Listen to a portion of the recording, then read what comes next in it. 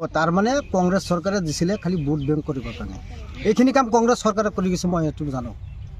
কংগ্ৰেছ চৰকাৰৰ ভাৱেই কি আপোনালোকৰ এই অৱস্থা এই অৱস্থা কংগ্ৰেছ চৰকাৰৰ ভাৱে এই অৱস্থা তৰুণ গগৈ যেতিয়া মুখ্যমন্ত্ৰী আছিলে আমাৰ হেৰি ৰকিবুল হুছেইন যেতিয়া বনমন্ত্ৰী আছিলে বা নুৰুল মিনিষ্টাৰ আছিলে তেতিয়া যদি আমাৰ এই অসুবিধা সমাধান কৰিলেহেঁতেন একদম নিশ্চিতভাৱে আমি ইয়াতে থাকিব পাৰিলোহেঁতেন আজি যে আপোনালোক গৃহহীন হৈছে ইয়াৰ বাবে জগৰীয়া কংগ্ৰেছ চৰকাৰ কংগ্ৰেছৰ কাৰণে এক নম্বৰ কথা হ'ল মোৰ কংগ্ৰেছৰ কাৰণে এই কংগ্ৰেছ হিমন্তৰ নিচিনা মানুহ উৎখাত কৰিব নোৱাৰিলেহেঁতেন কিয় নোৱাৰিলেহেঁতেন জানে যদি কংগ্ৰেছ চৰকাৰে তৰুণ গগৈয়ে যদি আমাক কিবা এটা হেৰি কৰিলেহেঁতেন বা 1 বিঘা 2 বিঘা পট্টা দিলেহেঁতেন আজি হিমন্তৰ ডাঙৰটো কৰিব নোৱাৰিলে তেতিয়া আপোনাৰ এতিয়া ৰকিবুল হুছেইন আছিলে ৰকিবুল হুছেইন আছিলে ৰকিবুল হুছেইন কি আপোনালোকক একো আগতে জাননী দিয়া নাছিলে ক'ত দিছে আহিলে দমকল দিছে এটা কম্বল এটা দিছে এই খেতিত ঔষধ দিবৰ কাৰণে একটা পাম্প মেচিন আছে আৰু ভোট লৈছে মানে সব ভোট কংগ্ৰেছত দিব এনেদৰে ভোট লৈছে এনেদৰে ভোটৰ ৰাজনীতি মানে আমাৰ কৰিছিলে দেউতাবিলাকে সিমান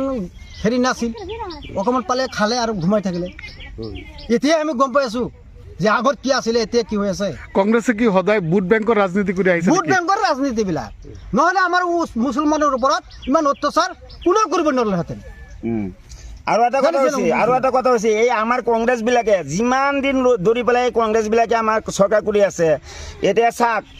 এই 83 গণ্ডগোল কংগ্ৰেছৰ আমল IMDT আইন কংগ্ৰেছৰ আমল তেনেহ'লে ওদালগুৰি কংগ্ৰেছৰ আমল চাউলকুৰা যে কংগ্ৰেছৰ আমল ইলেকশ্যন হ'লে কংগ্ৰেছৰ আমল ডিটেনশ্যন কেম্প বানলে কংগ্ৰেছৰ আমল এই আমাৰ কংগ্ৰেছে কোৰাল মাৰি থৈ আছে কিন্তু এই তোৰ RSS মানুহ হয় কিন্তু এই RSS মানুহ হৈ পেলাই আমাক এই চহৰত ইমান দিন ধৰি বসবাস কৰি আছে যি জায়গাত একযুগ থাকিলে 12 বছৰ থাকিলে পট্টা দিয়ে আমি আমাৰ দেউতাই ঢুকাল এতিয়া আমাৰ 50 বছৰ বয়স হৈছে এতিয়ালৈকে আমাৰ ইমান হাৰাশাস্তি হৈ পেলাই ইয়াত যাব লাগিছে কিন্তু যি কৰিছে কংগ্ৰেছে কৰিছে কিন্তু এই কংগ্ৰেছ হৈছে RSS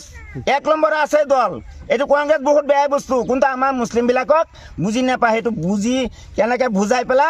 যি এটা কেঁচা মাটি দিলা এটা দলা বনাই পেকটোৰ ভিতৰত জাবৰ ভৰাই ওপৰত ৰংগিল কৰি পেলা সি কৈছে যে আমি মুছলমানক ভাল পাওঁ মুছলমানে আমাক ভোট দিয়ে আমি এন দিম তেন দিম একো দিয়া নাই সেইটো কাৰণে এটাই কৰিছে য'ত মুছলমান মানুহ আছে হাৰাশাস্তি কৰিছে এতিয়া এভকশ্যন কৰি দিলে